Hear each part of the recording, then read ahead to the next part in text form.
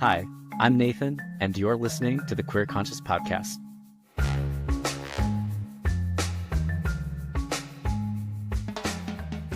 Family relationships can be messy, especially in the queer community, but the concept of a chosen family has become such a cornerstone of safety, love, and belonging for our community. And if you're someone who's struggled with the complexities of family dynamics, and let's face it, everyone has, this episode is for you because we are sitting down with one of the brightest lights in queer talent, the incredible J. Harrison Ghee, a Tony Award-winning actor, singer, and dancer who you may know from their performances in Some Like It Hot, Kinky Boots, and so many more.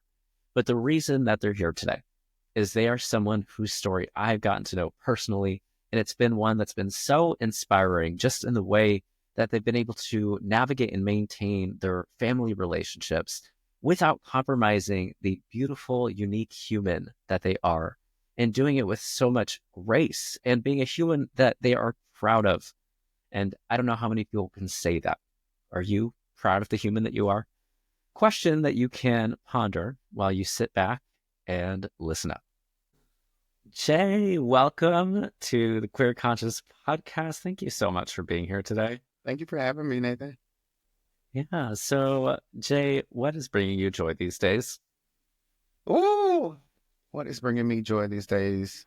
Truly the reminder of connection, of queer family, setting boundaries is bringing me a lot of joy.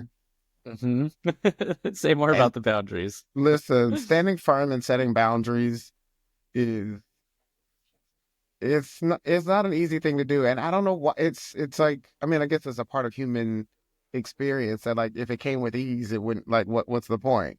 Um Yeah. but I've really had to communicate my needs and my desires to people very clearly recently. Um, and I'm grateful to have to be like, okay, let's have uncomfortable conversations. Let's shake things up. Let's remember that there are other ways to exist and to expand and to find depths of relation. Mm, yeah. And I think that's really why I invited you on this podcast. I see you as someone who not just lives in so much joy and authenticity, but someone who also embraces connection and the difficulties and complexities of those connections. And yeah, so with your family, your queer family, and boundaries is just part of that. And I'm curious, Jay, what does queer family mean to you? Mm. It's a chosen thing. It's an even deeper connection because you choose to have those people in your life. You set the boundaries, you set the tone, and it is such a support system that is, I mean, based in necessity a lot of times. Mm. As queer people, we're often, not always, but often disconnected or not as connected to our biological family. And so we find that community and that safety and that love from people that we find along our journey, and building that family is something quite special. There's so much power in that choice that you're talking about, and not just in who you're choosing, but how you set boundaries in those relationships to serve you. And then there's also this element of necessity that you're talking about. Where does that necessity come from, do you think? I mean, it's human nature to want to connect with others. And so if you don't get that love from your biological family and from the people that you are, like, DNA linked to connect to, then your natural instinct is to go, well, where is my clan? Who are the people that, like, teach me, who mold me, who help me grow, who help me expand? Um, yeah, so I think it's just it's a human need to have that Mm. community and that connection. Yeah. Well, let's talk about the biological family. So obviously, I've heard a little bit about your biological family, but why don't you tell me what has the journey been in your family in that relationship? It's been an interesting journey. I grew up in Fayetteville, North Carolina, which is a military town, college town, and not much else there. My dad was an administrator at the university. and a pastor at a missionary Baptist church. And I had one older brother who's 7 years older, and then my mom. And I mean, we've always had a loving, general, loving family. And of course, the like picture of the pastor and his family was just like, geez. And then growing up, I'd watched people play a lot of roles. Again, going into church, church is one big drag show. It's everybody puts on their, the finery and the things and the like, and then people act up at church. And that's what I've just noticed my entire life, or I definitely was taking notes at all of these characters. And I noticed how people respond to queerness or otherness at an early age. And so I felt that there was like so much wrong in me, or I saw people responded to it in others. So I just kind of like went along to get along. And And then how are they responding to you? quite literally, like I had family members, my dad, I had my uncle, like, you don't do that, boys, don't do that. Or don't literally like things of like, don't stand with one leg like, out. Like, it's like little things that you're worried about the way I'm standing because somebody will perceive me a certain way. Or like at a football game, I love to dance to the band and like do cheerleading jumps. And like, that was what I was paying attention to, as well as the football game. And there were comments from my father who was like, I bet you want to go put a little skirt on. And I'm like, what if I do? It's fabric. Like, why is there a negative connotation if that was my desire? But again, I picked up on those things very early on. And they were, when I brought them up later in conversation with family, it was flippant in this way of like, oh, I didn't say that. Or if I did, I don't remember. It was kind of like, whatever. And you're like, of course it was whatever to you because it didn't impact you and who you are. You thought it was a throwaway, as opposed to you're actually making a mark on you're making an impression on me about myself. Yeah, because to them they're just following the rules of the church and society. But you, as a queer person who is young, what was that mark that it did leave on you? Again, it made me play small or hide parts of myself to my family and everyone. It was like, okay, great. So I'll dress up and play with blankets as trains and dresses and fashion shows when I'm home by myself and nobody's around. Yeah. It's almost weird to think about because when I see you and your performances on stage and the fabrics that you wear out in the streets, like that's not that little boy. At what point did you just stop caring about all that? I mean, it took a journey.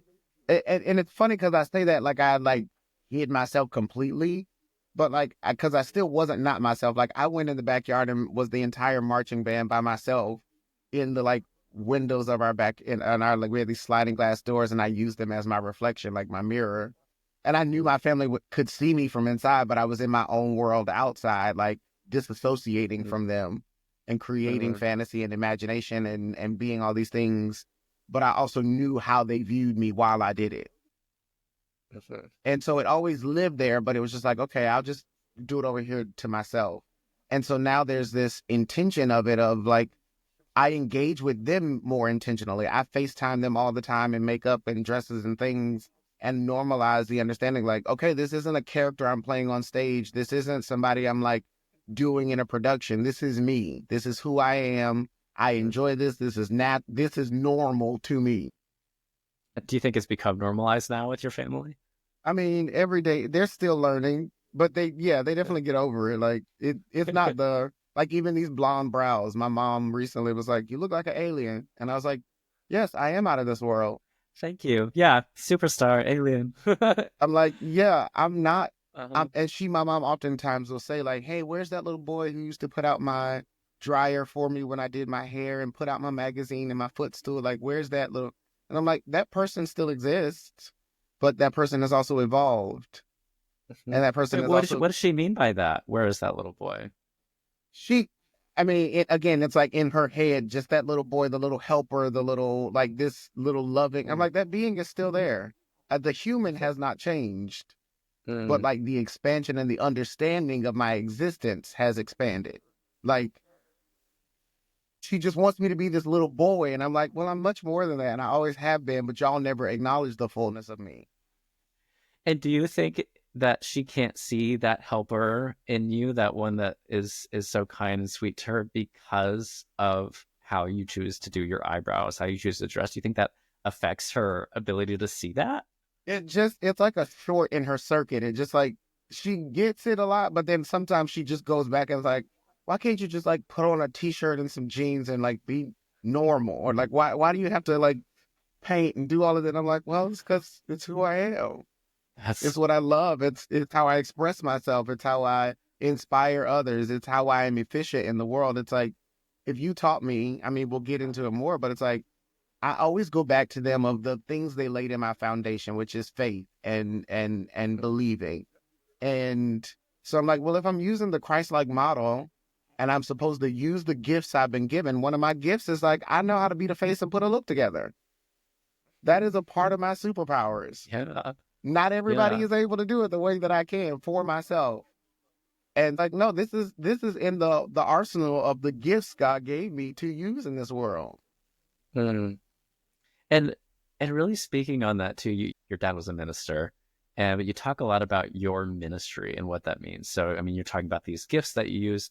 What is your ministry, and how has it changed or evolved over the years? I walk in a ministry of intention, purpose, and love. Like I literally got it tattooed on me. That's the first thing I've ever, my first tattoo, because it meant so much to me. Of like, oh, look, these are truly the like pillars of what I live by: intention, purpose, and love. Yeah, Doing and things. can we slow that down? Intention, purpose, and love. Like each one of those words. Like what do those mean to you? Yeah, I do everything in life with intention. I'm very intentional with just about. I try to be with everything I do. As the Mm-hmm. TikTok says, very mindful, very cutesy. Yeah, very Very cutesy. demure, which is also wild Uh, because it's like she's like very demure, and all of my friends are like, "Girl, you were the original demure." Because my drag name is Crystal Demure, oh my gosh. so they're like, Yeah. "You." But nonetheless, I do everything with intention. Like even how I dress every day, like the scents I put on. They have like a lot of them have names, and I will like I'm very intentional about what I Mhm. put on and how I dress myself. I love one of the scents I had was literally called Possibilities, and I love to Mhm. dress myself with possibilities every day. So Mhm. intentionally interacting and engaging with everything and making Yeah. sure that it's within my purpose, the purpose Mhm. I've been put on this life to be Black queer joy on this earth. And I do it Mhm. all with love. I try to activate and engage my love in everything that I do. So it's just like that's what I live by. That is my Mhm. ministry. Ah, I love that. So to be Black queer joy on this earth and to do it with love, is there a way to not do that with love? Like I almost can't even imagine the opposite of that. Yeah, you can't. Yeah, you can't be. Yeah, you can't do that without love. Like that is the foundation for every bit of it. Like it is, Mhm. Yeah. and that's what But my what does that mom. mean to you to do it with love? I like again in an extension of that. One of my superpowers is like I know that I make people feel seen. Mm. Quite often, people will always share with me, and then they'll be like, "Oh, sorry, I don't know why I let that out, or why I said that, or why I felt compelled." And I'm like, "It's okay. I have that effect on people." And like Mm. that allowance, that permission to let people be themselves and just let it be like I love recently people have always or have said like, "Oh, sorry, I'm weird." And I'm like, why is weird a bad thing? Or Yeah. you're just Why are being you you. yeah, why are you apologizing for that? Yeah, Yeah. it's really that permission to just like to just be and to continue to make space for people to feel seen Mhm. is like how I do everything with love. It's just like, okay, great. And also remembering how to protect myself while doing that. Of like, I don't have to exert myself in a way that is like draining or that it is a weight. I mean, I've had to come to this place. I definitely have taken on a lot of things, but I'm like, all right, I don't have to. I can like Mhm. interact and also protect my peace at the same time. Yeah. No, that's beautiful. So to live in this queer Black joy, to do it with love so that other people feel seen in who they are, where they don't have to feel embarrassed about their uniqueness or weirdness. That's your ministry. And that word too, I was surprised the first time I heard you say that word. I'm like, ministry. I'm like, oh, like what is this? It felt very religious and kind of icky to me. So Yeah, and I'm sure it does. we're told that like queerness and spirituality, they can't exist together. Yeah. We are conditioned to understand that it's like, no, God does not like. I'm like, well, if God does not like, why am I created this way? And at least for me and my understanding, long before Christianity was given to us as Black people, before we came here to America, there were other things we were connected to spiritually. And like, I haven't even done like the like in-depth research of it to really like find the roots of it for myself. But the connectivity that I feel and understand for myself is like, oh no, I have superpowers. And I normalize saying that to my family too, of like, hey, no, no, no. We talk about signs, wonders, and miracles that, if we are believers and have faith and all these things, that can look like more than the limits we put on God. Mm. Because even in our belief, we still limit it to being like, it can't be done that way because like God wouldn't do it that way. But like, you don't know for sure. That's not how faith works. Yeah. And it's interesting. I think part of the ickiness for me, that word, I think I relate it so much to the evangelical upbringing that I had. There's some of the hate, and where I've had to reevaluate my relationship with God and spirituality. And I don't use that word anymore, but for you to really reclaim that, I think is really powerful. How has your connection to spirituality changed over the years? Woo! It's continuing to evolve. And I use my own barometer and my own gauge of like every single day. I created a physical altar that I go to every morning. Um, and that continues to grow, continues to evolve. I've got a meditation book, Pocket Full of Miracles, that has like daily practices and seed thoughts and uses all kinds of beliefs and practices from around the world. And I'm lighting Palo Santo and crystal and sage. And my mom is like, who are you praying to? And I'm like, again, if God is in everything and all things, and we're supposed to like be thankful and like make sacrifices and do the, I'm like, I'm doing what it just looks differently than what you know it to be. I'm Yeah. finding what makes sense for me, and the understanding that everybody's spiritual walk is an individual thing, and that all we're seeking is the God in me celebrates the God in you. And the ministry, Namaste. like truly the ministry, everyone has their own ministry where you are most effective in the world. It is the thing where you are like, you shine and people connect to you of like, oh, all right.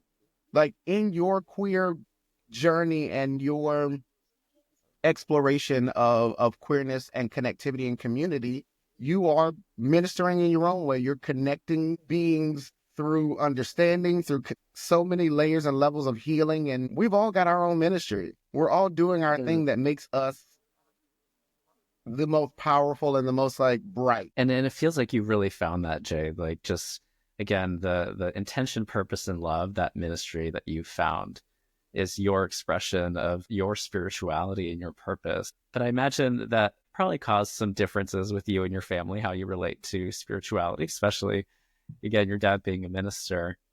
What do you think was the biggest challenge you and your family had to overcome together? I think we just got to it, is trusting that there is safety. Like we assume that because we are blood related, that we're supposed to just have this relation and it's like we get each other and it's just easy. But it's like, oh no, we have to build trust as adults. Like we have to like stand in our individuality, and we are finding that like, oh right, we've got to really build the safety for our relationship. And that requires transparency and openness. And from my perspective, my family hasn't been given those tools as individuals. I watch all of us struggle with like interacting now to be like, this is where I am now. How do I get you to understand me in this place or in this moment without offending you? Mm-hmm. And also not using old tools or old coping mechanisms to get my point across. Like I catch my mom all the time is so quick to negatively respond without like intending to be negative. It's always this like put down or this like, what? And you're like, wait. You're doing that because somebody did it to you. You've always been told to stay in your place or be quiet. And so like now that's your conditional way of responding to things, or you shut down. And it's like, Okay, but we can also create a place of safety that like you can share your heart and not feel like I'm gonna stomp all over it. Well, and it's interesting that building that safety and trust, how important that is to build that. You said it takes transparency, and it's almost like we wait for there to be safety and trust before we want to be transparent, right? Because it's way more vulnerable that way. So how do you go about being transparent with your family when you don't necessarily feel that trust and safety there? I try to use this with everyone is operating from a conscious sensitivity. The awareness that every human being brings whatever experience they've had in their life to every situation. Everything you've gone through in your life has brought you to this moment. And I have to be conscious and sensitive to the fact that, like, you may make a face that has nothing at all to do with something I said and about me, but all to do with your own experience. Yeah. Well, so let's take your mom for instance. What are some things from her background that you try and bring into that conscious sensitivity? The awareness that, like, that woman was a part of some of the first integrated schools in North Carolina. I want to say she was a teenager going into like her first integrated school. Like, that alone in her, like in your mental scape of things, like growing up picking tobacco and cotton before going to school in the morning. Like she was telling me recently, they would pick like 100 pounds to get $3. To know that this Black woman has grown up in her life apologizing for her existence and playing small, and at 71 is still uncomfortable with like little things of like, oh, I'm taking you on a trip for your birthday. Oh, is this okay? Can I do this? Is this in the butt? Like still asking for permission. And I'm conscious of that in every response she gives to me. In her interaction with me, I'm aware of the fullness of her life. I know these things about her, but even I have to have that same conscious sensitivity with people I don't know. Oh, I've got to give you grace. You have no idea of like my experience, and I have no idea of your experience, but I can give you enough grace to say like, okay, cool. Let's meet here in this moment and now and respectfully interact.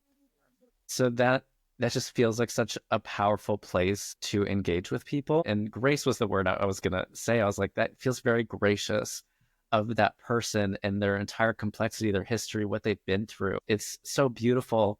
And then yet I have to ask, how do you still have grace for yourself and who you are and not diminish your experience in the midst of conflict?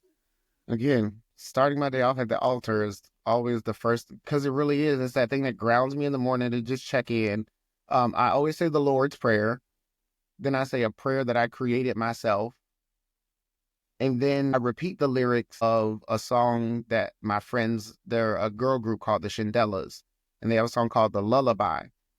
And I repeat these words to myself, usually 3 times. I am what God made, beautiful and brave.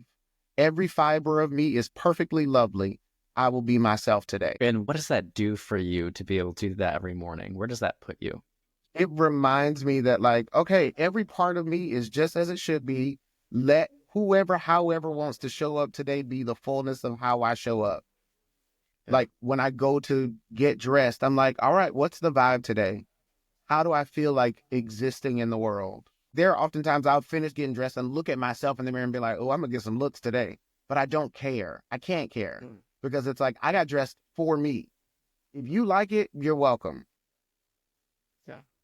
It feels like you showing up in a place where you love yourself, you accept yourself every morning, reminding yourself of that love allows you to shed any insecurity that might get in the way of you being able to have this conscious sensitivity with your mother, your father, whomever in your family, and probably beyond that too, because I think it's really easy to take things personally when you get a look from your parents or that comment, that microaggression. You're just like, okay, can you not? Like, how many times do I have to tell you? Like, that's rooted in homophobia.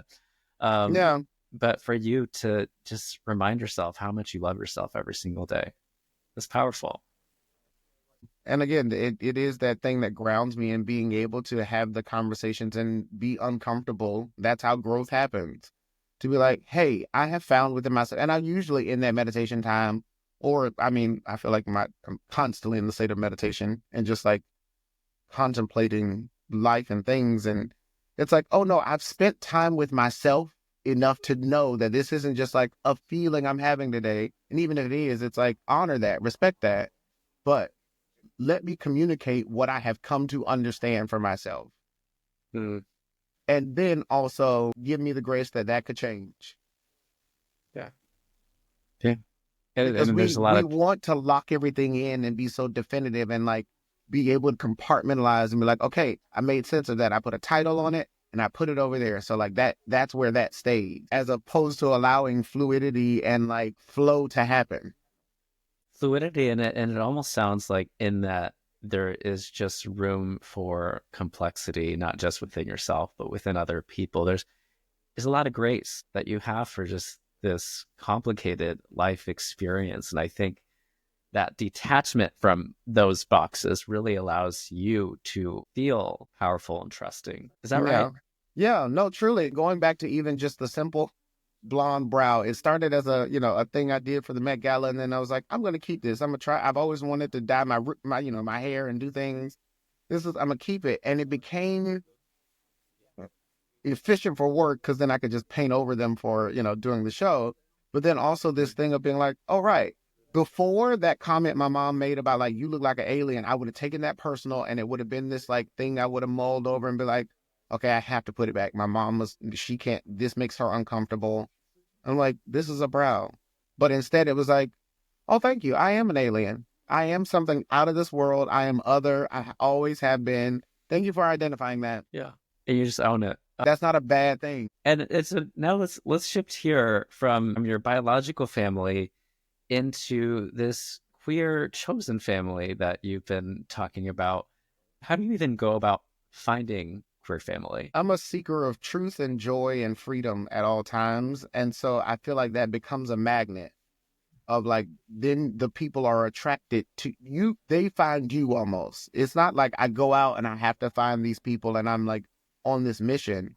I have picked up people along the way that I'm like, oh, you get me, you see me in a way, you understand the quality of me, you understand the heart of me. I see that in you, and we can like aid each other in this journey. Because even then, I've had with my queer family conversations where I'm like, hey, we don't have to use that. I know in queer culture, this is common. However, we can grow past this. This humor no longer serves us. We don't have to read each other like this. I love you. And I can just say that as opposed to like needing to, because again, that was out of Yeah, necessity before of like, well, for if we can sure. read each other down, then like, nobody else can come for us. For And you're sure. like, yes, but we could also just actually love each other. Wow. You said you live in truth and joy, you're a seeker of truth and joy, and just by living that, you attract people. And like to people listening to this podcast, what are examples of that? What are some things that people can do to really live in their truth and their joy and start attracting people that are like-minded? Yeah, finding spaces where, like, again, do things that earnestly bring you joy. I'm blessed that in my career, I get to go into spaces that, like, I choose the work that I do.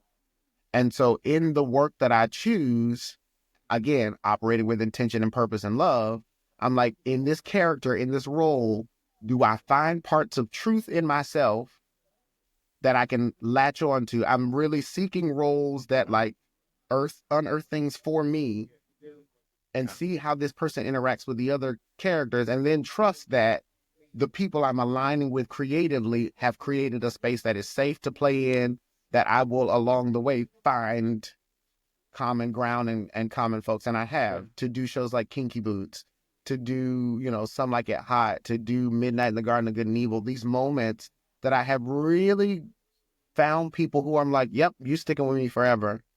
Or like Yeah. these people who have Wow. seen me through so much. Like Kinky Boots I was in therapy every day, just like pouring my heart out, having breakdowns on stage. Mm, And there were mm, people traveling the world with me, having similar experiences, or being the system of like, I see you, friend, I got you. Or seeing these mm, moments of hardship with my family as I'm like, oh, they don't know I do drag, and how do I tell them while I'm traveling the world in this tour that like this is actually something I do outside of it. Like people have seen me and we like communicate and talk about these moments and not just like sweep Well, them under the rug. it almost astounds me like just how much intention you put into every decision. So just from the gigs that you pick up, from even the occupation that you have and the outfits that you wear and the background that you've chosen today for this podcast, which perfectly matches your outfit and is just so warming of the heart and like everything. There's so much intention in that. And it feels like you really just know yourself. I allow myself to find myself every day Wow. and not to wake up like, oh, I'm the same I was yesterday. It's like, how do I take yesterday and now add to that Mm, or yeah. go beyond that or leave space Wow. for something more than I know to be possible? To find yourself every day. And then, okay, this is the perfect segue now to talk about what you just mentioned about this idea of reading and how that serves us at one point to be able to like be a little catty and say those insults back. And part of your truth and accepting who you are that day is like, do we really need this? Can you just say a little bit more about that shift and mindset for you? Yeah, one of my dearest friends, like again, we were did the Kinky Boots tour together, so we have now solidly known each other a decade. Like literally this time 10 years ago, we were like going to Vegas to open the show. And before we left New York, we sat down and were like, hey, you know, if we're gonna share rooms on the road and become friends, just so you know, this is how I live, this is how I operate, so don't take this personally. And not we just like laid out our boundaries. And I had never done that with somebody, just been so like frank. And along the tour and in our friendship, it became normal for us to just like pick at each other or just do these like jabs. And it just was always this thing. And I got to a point where I was like, that no long, I don't appreciate that, especially in specific areas, like focus of energy and like me needing to be better and this and you. And it's like, or I can also just support you on your journey and you can support me on mine. And we don't have to like keep somebody down or like poke at this thing. We can just love each other. And they heard me. They were like, you're right. That is a coping mechanism for me. This is a thing. And this is, you know, and it was a moment of transparency and for us to grow. But it was just for me learning like, mm, there were things that used to be okay that I'm just not okay with. Yeah, and I love that again, that graciousness to understand why that behavior was there. And for them to recognize it's a coping mechanism for them, but also just for the queer community in general, like the historical need for it to be able to read someone up and down like that is so important to acknowledge and then to look forward and be like, you know what would it be even better is if we just supported each other and like truly loved each other. That's the queer community I want to create. And we're not going to be perfect at it. It's not going to be like this, like we're angels and we're just like walking love and peaches and cream and it's fluffy Kumbaya. strawberry. Like, Yes. yeah, No. it's like, yes, reading is fundamental. Have your tools, girl. Have your tools sharpened. But like, know that that doesn't have to be the baseline and we don't have to live in that. Exactly. Yeah. It's not everything. Yeah. Yeah. It's like, no. I can also just really like champion you to be your best self instead of calling out your weaknesses. Oh no, actually, how can I be a better support in your life? Again, how can the God in me celebrate the God in you? Like Mm, we're just trying to like hype each other's light. So like, let me fan your flame. yeah. Uh, I love that. I love that so much. You know, obviously all families have their challenges. Aside from that situation, are there any other challenges that you've experienced with queer family that have stuck out to you? I mean, Sounds like a good story there.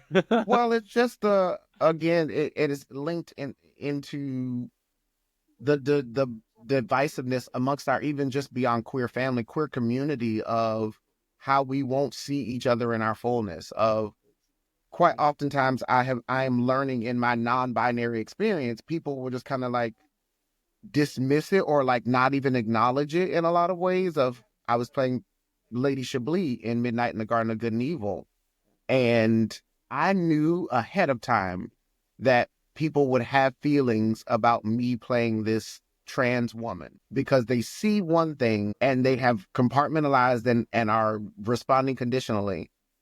But then again, do you know me and have you taken time to understand me as a being or even met me where I am now as opposed to where I was? Okay, I've come to a place in my life where I'm like, again, if we want to use the basic definition of things, we're all trans beings. We transition through being every single day. You are not molecularly the same human you were yesterday. And if we're fighting for equality and fighting for unity in humanity, I'm like, well, that's the heart of the matter that I'm trying to get to. And I'm like, great, very trans, proud to be. And that does not look binarily how we accept it to be. And even in our own community, we keep ourselves so compartmentalized. Well, it's I can't help but notice that it's almost so similar to your mom trying to box you into this little boy that she knew that was so helpful, and that the queer community, we also do that to each other. Oh, this is what non-binary, this is what trans looks like. And it's just boxes. Yeah. That we check and that we like accept. And we're like, okay, well, I have to be this for the sake of other people. And I'm like, oh no, that can look like however I desire it to look. And even more, talk about queer family, that same friend who I was like, we don't have to read each other. We along our friendship, I'd always be like, well, I'm attracted to all guys being. They're like, no, you're gay. You're gay. You don't like girls. You don't like. I'm like, no, I love all of God's creatures. I have been with women. I have also expanded and been with all kinds of humans. So I'm like, you can't tell me who I am. And they had to come to a point where they apologized. They were like, I'm sorry, I never accept. And they would. I mean, they were like adamant that like, no, no, you're gay. We don't like. It was just like this hard. It was always a shutdown. And And like and then that's it like was the point of queerness. Like we're here to expand what it means in terms of gender and sexuality, who we're attracted to, how we express ourselves. Like that's the point of queerness. And so to continue limiting ourselves and say, "Oh, you're only gay. You're only allowed to like men," is crazy to me. and the idea that like a human existence has to stay stagnant. That like again, once I put a label on you, you're in that box, and that does not change. You can still be in the same box, and that evolves, that becomes more fluid. There has hues and colors to it. Like we have to allow space for evolution. That like as human beings, we are going to change every single day, minute to minute. But we keep these limits and these caps of like, okay, great. This is how you're successful. This is how you are prosperous in the world. This is where you as a queer person can get to or be or think. And you're like, why are you limiting me?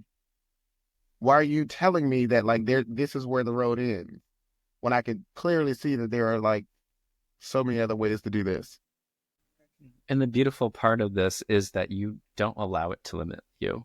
And I think you've done that with your spirituality, your spiritual practice every day, waking up in the morning.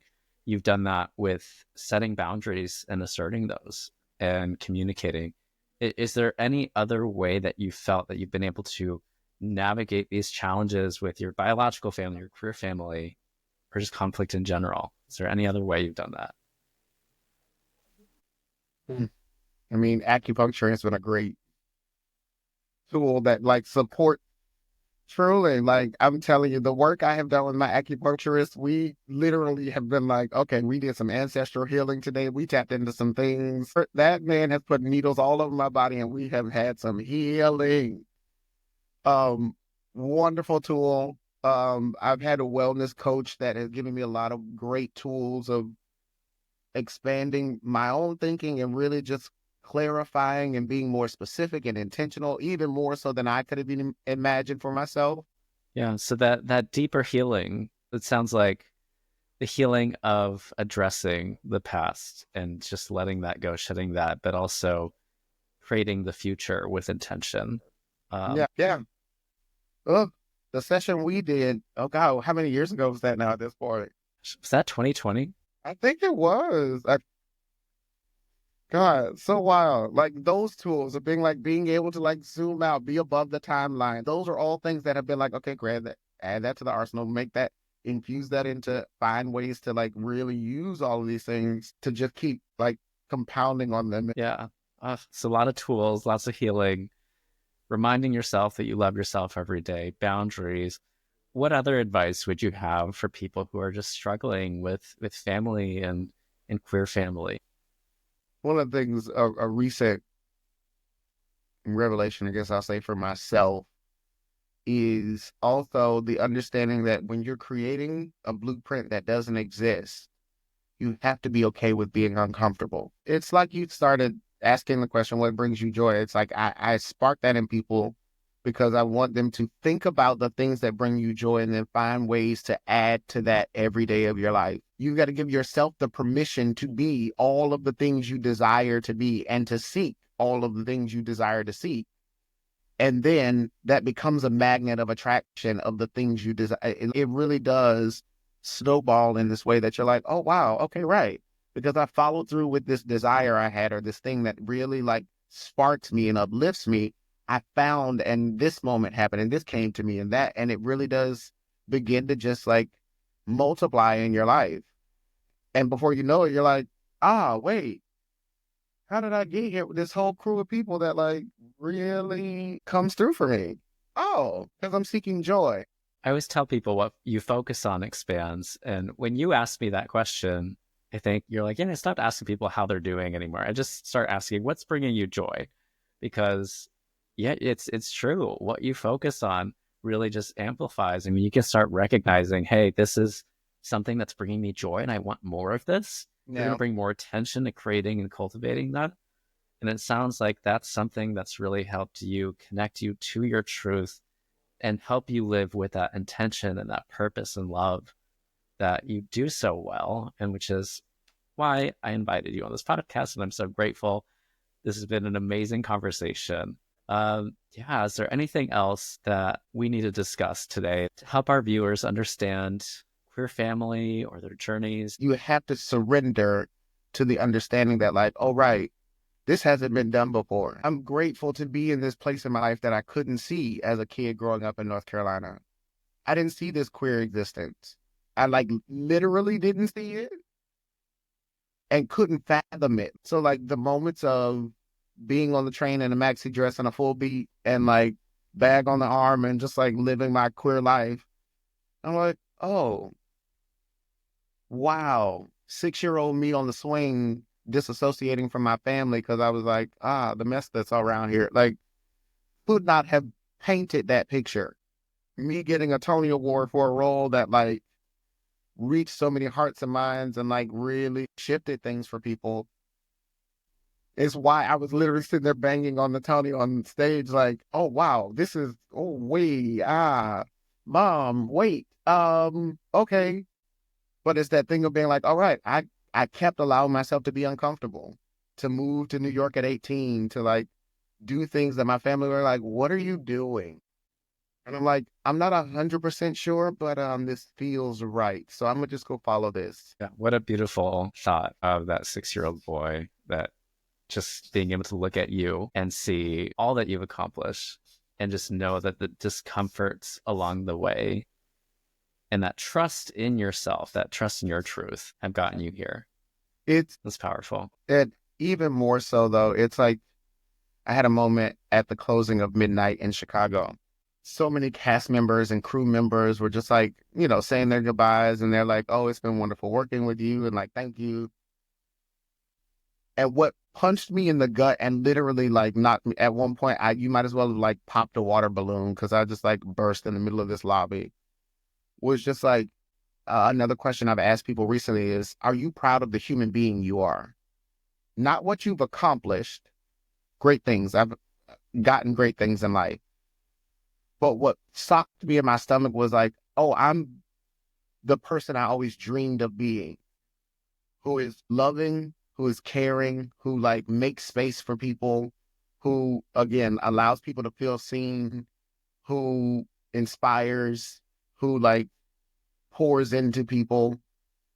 And like to get that love literally reflected back to me, I was like, who cares about a Tony or a Grammy or a thing? I was like, this is what I care about, that people are moved by their interaction with me, that they're like, thank you. You showed me what was possible. You gave me glimpse into like hope and something more than what I thought could exist. Jay, thank you so much for sharing your light. If anyone wants to follow you or stay updated on your journey, how can they get in contact with you or follow that? I'm on all of the socials at J Harrison G. Um, my website should be launching soon, and that's jharrisong.com. So follow me there. And there are exciting things ahead, and I'm excited to just continue this journey of expansion, intention, purpose, and love. Well, thank you, Jay, and I will see you soon. Take care. Thank you for having me. Thank you for listening to the Queer Conscious Podcast, where we explore how love feeds us, heals us, and gives us life. I'm your host and queer love coach, Nathan Serrato. But remember that the conversations that we're having here today are not a replacement for working with a licensed therapist, professional coach, or mental health practitioner. These conversations are for entertainment and education purposes only. But if you are dealing with some big challenges and you're thinking about seeking some professional support, it is one of the most empowering things that you can do for yourself. You can visit queerconscious.com for more information on how to do that. Now, if you love today's episodes and you want more episodes like this, I need your help. Please leave a 5-star rating and review. That's going to help me to bring you more high quality content and interviews. So until then, take care of yourself and don't forget to let love in.